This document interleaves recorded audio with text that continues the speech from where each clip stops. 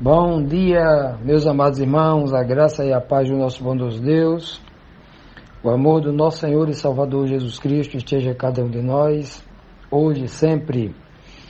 Esta semana estamos estudando o tema maravilhoso sobre o milagre da transformação ocorrido lá em Caná da Galileia, naquele casamento onde Cristo e os seus discípulos foram convidados. Está tudo escrito lá no início do capítulo 2 de João. Hoje, terça-feira, nós temos duas perguntas sobre esse tema, estudando esse capítulo tão especial. João capítulo 2, versículo 6, está a resposta da quinta pergunta, que diz assim: que outros símbolos haviam no cenário do casamento? Que mensagens espirituais Jesus queria nos transmitir com suas ações ali? O texto diz: ora, estavam ali postas 6 talhas de pedra para as purificações dos judeus, e em cada uma dessas talhas cabiam 2 ou 3 metretas, ou 2 ou 3 almudes, como dizem outras versões, né? Cada metreta ou cada almude é o equivalente a 25 litros aproximadamente. Ou seja, cada vaso daquele cabia em torno de 50 a 75 litros de água aproximadamente. A medida aqui não é em litros, mas ela traz providencialmente o termo 2 ou 3. Providencialmente o termo 2 ou 3. Por que é que Cristo diz isso? 2 ou 3. Por que é que Deus, na sua infinita sabedoria, preparou esse cenário para nos transmitir esta verdade profunda? Porque 2 ou 3 é uma referência clara sobre a confirmação da verdade. Tudo o que estaria acontecendo ali é uma confirmação de uma verdade que já tinha sido dita no Antigo Testamento e que se iria confirmar no futuro, lá nas bodas do Cordeiro, o grande casamento, o casamento dos casamentos, quando a verdadeira Igreja de Cristo, que é composta por pessoas como eu e você, né, se unirá para sempre com a pessoa de Cristo. Que coisa linda, não é? Pois bem, a Bíblia diz que somente pela confirmação de 2 ou 3 pessoas, né? Aqui tem 2 ou 3 metretas. Então, somente pelo testemunho de 2 ou 3 pessoas a verdade é confirmada. E aqui nós temos também nesse texto vasos, jarros de pedras, né? Vasos. E a tipologia de vaso na Bíblia são pessoas. Por exemplo, no livro de Jeremias, diz que o Senhor é aquele que nos refaz, que nos quebra como vaso, o oleiro que pega o barro ali e começa a fazer o barro, né? Aí o barro vai ficando um pouquinho torto, ele quebra e começa a refazer de novo, né? Ele amassa ali o barro, né? Aí começa a refazer até que saia um vaso de honra. Pois bem, um vaso de valor, um vaso valioso, né? Esse é o contexto lá. Então, quando o texto diz aqui que ali havia vasos para ser preenchidos com esta água, ou seja, água na Bíblia também é palavra. A palavra, Paulo diz lá em Efésios 5:26, que a Igreja de Cristo, ela deve ser purificada pela lavagem da água pela palavra. A água simboliza a palavra que purifica o homem, né? Que lava o homem. Pois bem, se a água ia ser colocada dentro do vaso para que depois fosse transformada em vinho, e o vaso somos nós, aqui nós temos uma coisa muito linda. É que a palavra tem que entrar dentro de nós, a palavra da fé, a palavra que gera fé, para que nós possamos alcançar a verdadeira purificação. E aí, pela transformação desta purificação, nós recebemos o Santo Espírito de Deus que capacita, sela o homem e salva para a vida eterna, né? O Espírito, símbolo do vinho, né? Do sangue de Cristo. Então, quando nós lemos aqui que havia 6 talhas, 6, olha, na Bíblia 6 é número de homem, Apocalipse está lá, é símbolo de criatura, não é símbolo de Deus. Então veja ali que ali era necessário que na criatura humana, no ser humano, era necessário que a palavra de Deus fosse colocada dentro dele, a palavra que salva, a palavra da fé, a palavra da verdade, para que ele pudesse passar por uma transformação, uma purificação e uma transformação. E o texto é claro, havia ali talhas, né, seis vasos, potes de pedras que estavam ali reservadas para purificação. Aí Cristo vem e realiza esse processo de purificação numa tipologia espiritual muito profunda, né? Porque o texto não diz que eram vasos de barro, mas vasos de pedra. Por que é que os judeus não colocavam as águas da purificação em vasos de barro? Né? Sempre no contexto bíblico, barro tem a ver com o homem, mas pedra tem a ver com aquilo que vem de Deus. Lembre-se que Cristo é a pedra de esquina, Cristo é a pedra angular. Nós precisamos nascer em Cristo, Ele é quem nos purifica. A pedra, por exemplo, ela é pura. Se você pegar uma pedra e talhar um vaso de pedra, de maneira alguma no vaso de pedra o vinho pode ser contaminado. Entretanto, no barro não. O barro não. No barro pode haver sim alguma contaminação. É por isso que eles talhavam esses vasos, né, na pedra para colocar essas águas da purificação. Muitos na pedra faziam muitas coisas na pedra. Na pedra eles faziam a mó que moía, que pisava o grão do trigo para fazer o, né? Na mó era feito as prensas de uva para tirar o vinho, né? Então muito mó, pedra, né? Na pedra, na rocha, tirava-se a pedra para isso. Então tudo isso, meus amados, o que está aqui, olha, isso não foi jogado aqui de qualquer forma pelo Senhor, não. O Senhor Deus não fez nada fora do lugar. Todas essas informações que nós encontramos nas Escrituras Sagradas, nós precisamos examinar cada palavra. Por que pedra? Por que 6 talhas? Por que 2 ou 3 metretas? Por que era uma festa de purificação? Porque o que estava reservado era para uma festa de purificação. E por que é que a gente tem que ser purificado?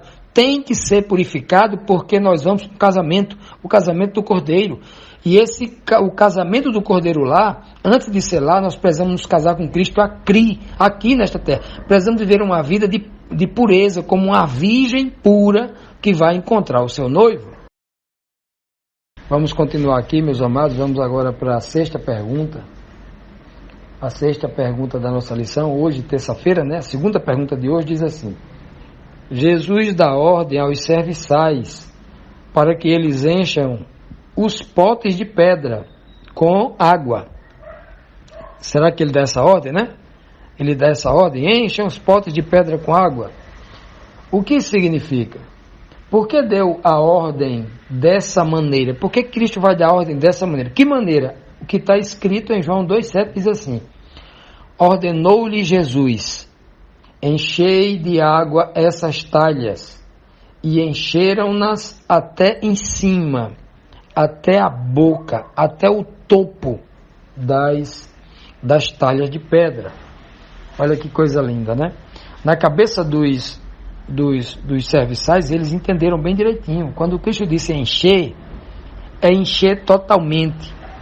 E isso quer dizer que Cristo quer que nós sejamos cheios da palavra de Deus até o topo, até sangrar, como diz assim, né? Até não caber mais 1 milímetro de água, até o topo mesmo, até a gente ficar vendo assim na boca ali do vaso, o espelho d'água ali, né? Pronto a derramar. Se colocar mais um pingo, cai. É assim que a gente tem que enxergar isso aqui. Isso significa dizer que Deus quer encher cada um de nós com a sua palavra. Enquanto nós não formos plenamente cheios com a verdadeira palavra de Deus, a transformação não ocorrerá em nós. Enquanto em nós estiver uma mistura de água, a água pura, né, que é a palavra de Deus, mas tiver filosofias dos homens, tiver a crendice dos homens, tiver outras palavras adulteradas que não seja a palavra pura, a água que faz a purificação, jamais ocorrerá a transformação. É por isso que cada um de nós devemos buscar na palavra de Deus, sem a influência do ser humano, né, que quer sempre atender às necessidades de sua instituição religiosa, sempre com o interesse de dominar, de explorar as pessoas, né? Então o homem deve estar livre de tudo isso. Ele tem que ser cheio realmente da água. Como nós já dissemos aqui, a água é símbolo de palavra. Quando, por exemplo, lá no Apocalipse diz que do trono de Deus e do Cordeiro sai um rio de água cristalina, de água puríssima, olha que coisa linda. De Deus só sai um conhecimento, uma palavra puríssima. Tiago vai dizer, antes de Tiago dizer, Cristo disse à mulher samaritana, que aquele que beber da água que ele der, que aquele que acreditar na pregação dele, na palavra que ele der, essa pessoa se faria uma fonte de água a jorrar para a vida eterna. Essa pessoa se faria uma fonte de ensino, de palavra pura, de palavra para a vida eterna. É por isso que Tiago diz, lá em Tiago 3, diz que 2 é 3, Tiago 3, ele diz o seguinte, de uma fonte pura não pode sair água suja e água limpa, não pode sair água potável, água doce de beber e água amarga, água contaminada, não, ou é uma coisa ou é outra. Nessas talhas que somos nós, homens que foram transformados de barro em pedra, revestidos de pedra por Cristo Jesus, olha só que coisa linda. Então não pode haver água suja, tem que ser água limpa para a purificação. Ninguém usa água suja para se purificar, se usa água limpíssima para se lavar, para se banhar, para se purificar. Então, meus amados irmãos, quando Cristo manda encher os vasos que somos nós, que tipifica cada um de nós, ele está dizendo, né, aos seus servos anjos, encham eles de toda a palavra da verdade, mas não caiba na cabeça deles nada mais daquelas informações alienadoras que vêm da internet, que vêm do cinema, que vêm dos jornais, que vêm da tendência que a gente vê no dia a dia, andando no ônibus, no meio da rua. Eles têm que estar cheios da palavra, eles têm que acreditar somente na palavra, não pode acreditar nas crendices, nos rituais que as igrejas adulteraram em relação ao que está escrito na Bíblia. Tem que ser a palavra pura, tem que ser uma água pura, para que só então possa haver o grande milagre da transformação. A transformação mudando do velho homem para uma nova criatura guiada pelo Espírito, símbolo do vinho, símbolo do sangue de Cristo, guiada pelo Espírito, como ele disse, como ele vai dizer no capítulo seguinte aqui, no capítulo 3 a Nicodemos. Ô Nicodemos, você sabe o que significa nascer de novo, o que significa ser uma nova criatura? Uma nova criatura é como o vento.